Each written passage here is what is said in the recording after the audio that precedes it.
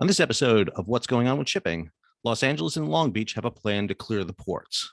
Simple. Just send the ships out to sea. Hi, I'm your host, Sal Mercogliano. So, have you ever heard of Schrodinger's cat? This was a thought experiment in quantum physics, which basically puts the postulate together that you put a cat in a box with a vial of poison and a Geiger detector, and when a reading of radioactivity happens, you're going to smash down the poison, the cat will die. Now, while this sounds mean to cats, the thought experiment is this. While the cat is in the box, you don't know whether he's alive or dead. Could be a she. You don't know whether the cat's alive or dead. And so for that moment, the cat is both alive and dead. Well, that seems to be the concept that's coming up here in Southern California.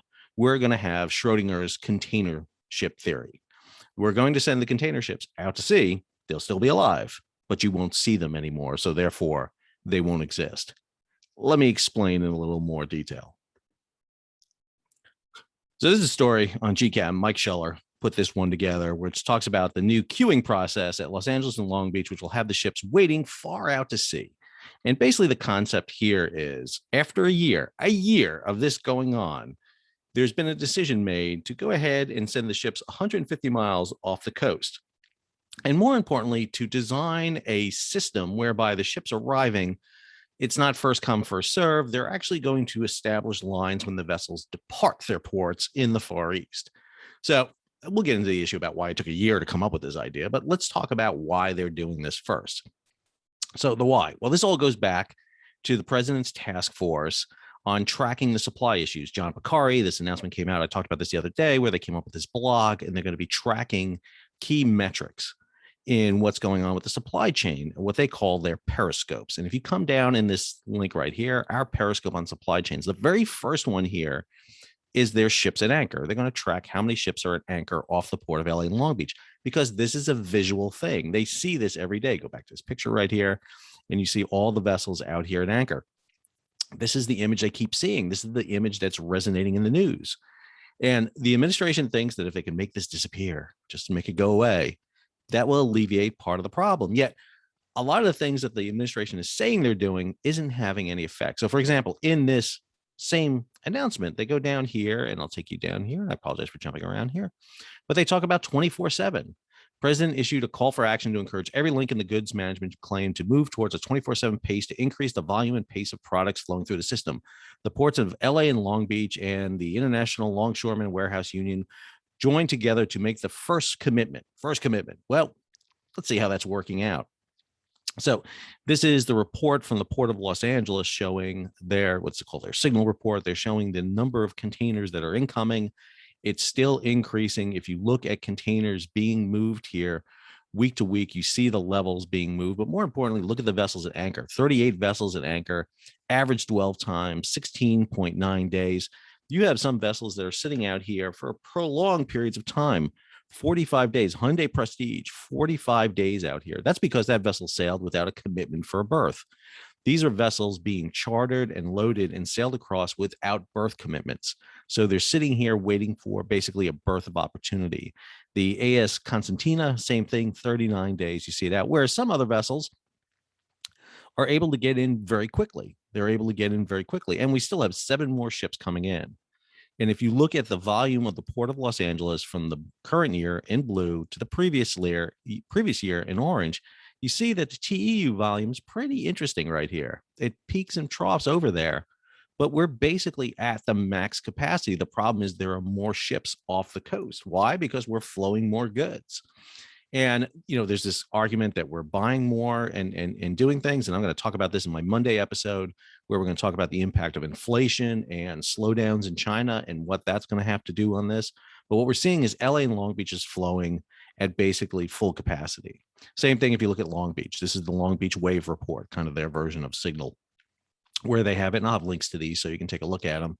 And you can see basically the movement of containers here. But what I want to show you is this. This is the gate reports. This is the 24/7 gate reports. This is the gate report for this weekend or this past week, including this weekend, November 13th and 14th, for the 6 terminals at LA. And notice on Sunday, they're all closed. Same thing, take you over to Long Beach, all closed with TBD for shift 3. Well, if they're not open during the day, they're not going to be open for shift 3. And so what this tells us is 24/7 is not working the way they keep saying it is.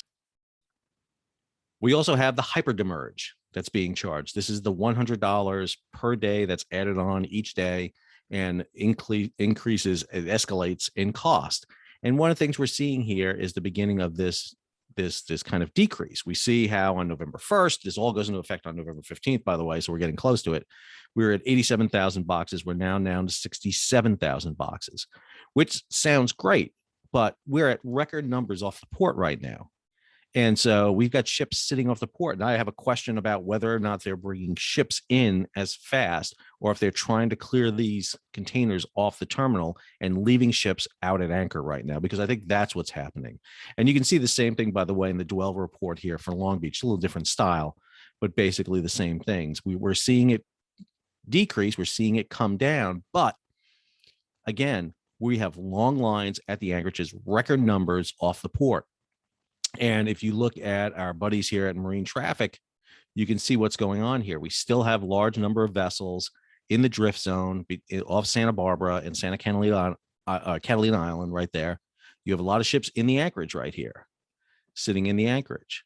Now, what is being called for here is for these vessels to basically disappear off the horizon, to go 150 miles off the coast. If you look at our scale here in the lower left, that is 50 miles. We're talking about them going into this black hole right about here, well off the coast. And this is being initiated by this document right here.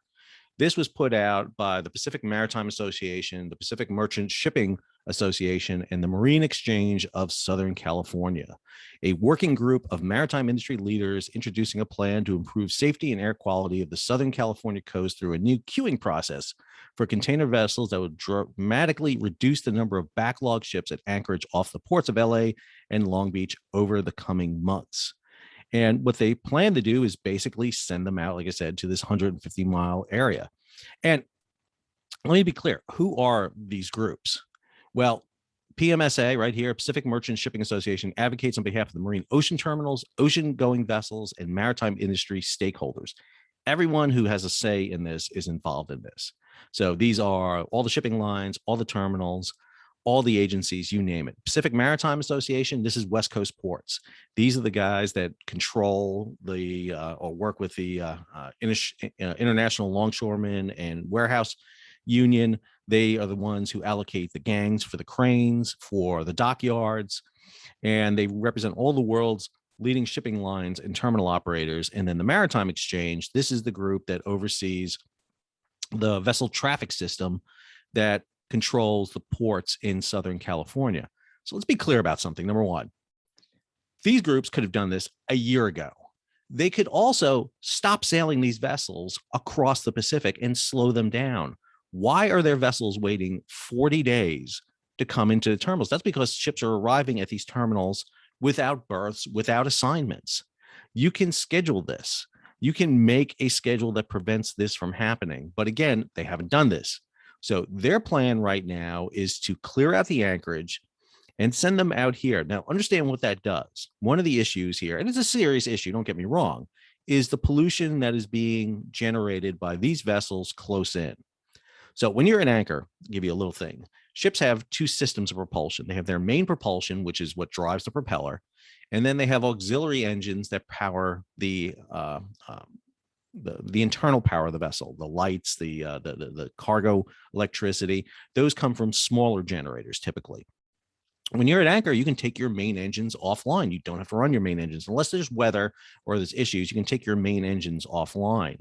Even out at the drift zone off here, you're running at much reduced power. Even though you still have your main engines online, you are running at reduced power. You're basically just moving along here. If you look at some of these vessels, let's just pull one up here at random. Here's Hyundai Hong Kong, which is off here. She's sailing at 0.6 knots. So she's probably not even underway. She's probably just drifting. Same thing here. Here's Costco Vision, Shipping Vision, 2.9 knots. London Express is basically just stopped moving around. If you send them 150 miles off the coast now you're in the California current. Current in the northern hemisphere goes clockwise because of the Coriolis effect. That means that cold California current is going to be pushing these ships down to Baja, which means you got to counter that current. It's a couple of knot currents. So you're going to have to get your engines up, underway, and be steaming off there. You are 150 miles off the coast. Crews will not have access to internet, phone.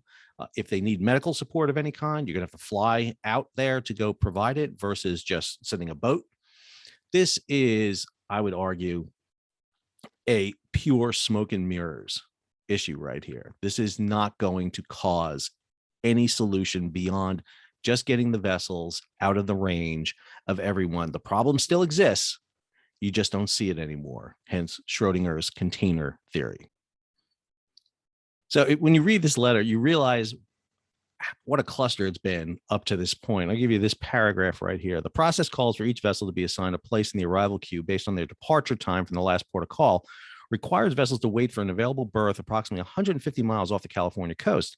This process will allow vessels to slow their speed and spread out, reducing vessels at anchor before the onset of winter weather, in addition to reducing emissions near the coastline. Under the current system, container vessels enter the arrival queue based on when they cross a line 20 nautical miles from the San Pedro Bay port complex. So basically, ships were racing across the Pacific to get on this line to make an arrival into this point. It's been going on for a year.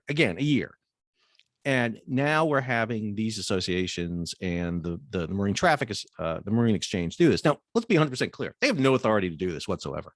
They're ordering ships outside U.S. territorial waters. U.S. territorial waters go out 12 miles. They're doing this because they represent the ship companies, the ship owners, and that's what they're doing here. This is not the Coast Guard that's mandating this. I've noticed that there's no Coast Guard on this. There's no U.S. government on this. This is the trade associations. This is the operators of the port, and this is the Marine Exchange, although the Marine Exchange works with the U.S. Coast Guard in operating the vessel traffic system. That's what this is. And I will argue again, this is all part of a larger attempt here to make it look like they are making changes here. You know, if your first metric is the amount of ships at anchor, well, guess what? There's not going to be as many ships at anchor because they're going to be drifting off the coast, or they're going to be slowed down in the middle of the Pacific coming across, but they're still coming. They're still coming. And at the same time, as you're reducing these dwell times, as these dwell times begin to reduce here, where I got those dwell times, there we go. As these dwell times begin to reduce here, we're also going to see claims for success. When we still, if you look at the data and you look at it really closely here, and we come back in here and you look at the amount of ships that are at play here and the amount of cargo coming in, we still have issues with this long backlog. And again, this is, you got to be very careful about this. One of the things we're going to start seeing is claims for success. Things are going to start slowing down a little bit, and that's largely due to issues beyond the control of the infrastructure. We have fundamental infrastructure issues that need to be dealt with. And just throwing money at the Port of LA and Long Beach and other areas is not going to solve this. And moving the ships 150 miles off the coast so you can't see them anymore is a detriment to the mariners that are going to be on these vessels and forced to drift out here now and maintain their vessels, not to mention the fact you're going to put ships out in the middle of the Pacific in wintertime. We already saw what happened with container collapses on Zim Kingston. We've seen last year with all the container collapses, ONE Apis, for example. This is an issue. You are much safer closer into port, but you do have risks being associated in there, and you have pollution issues associated with them.